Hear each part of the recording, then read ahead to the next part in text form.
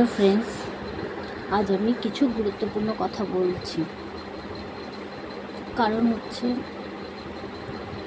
মেয়েদের সবাই বলে মাতৃরূপ, কিন্তু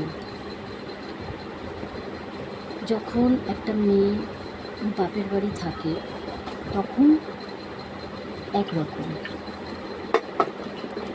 যখন শ্বশুর বাড়ি আসে তখন আর এক রকম। কীরকম আর এক রকম? সেটা হচ্ছে, সে এত বছর যেখানে বাপের বাড়ি ছিল, বাবা মার আশ্রয়ে ছিল,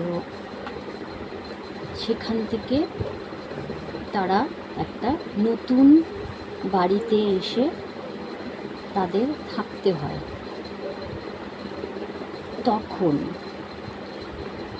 কিছু কিছু ফ্যামিলিতে যেটা হয় সেটা হলো, পরের বাড়ির মেয়ে যে আসে তাকে নিজের মেয়ের মতো ভালোবেসে আদর করে স্নেহ দিয়ে তাকে আগলে রাখে। কিন্তু কিছু কিছু শ্বশুরবাড়ি তারা পরের মেয়ে তাদের বউ হিসাবে ট্রিট করে। কিন্তু হ্যালো ফ্রেন্ডস, সকলের উদ্দেশ্যে আমি একটা কথাই বলি, পরের মেয়েকে যে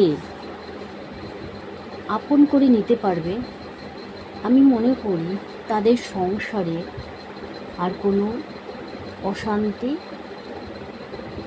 দ্বন্দ্ব এইগুলো সেই সংসারে থাকে না। খুব থাকে, কিন্তু খুব কম। কিন্তু ফ্রেন্ডস,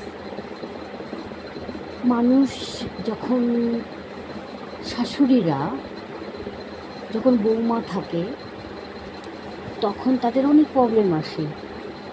সেই প্রবলেমগুলো ফেস করে তার ছেলে মেয়ে হয়, বড় হয়, তারপরে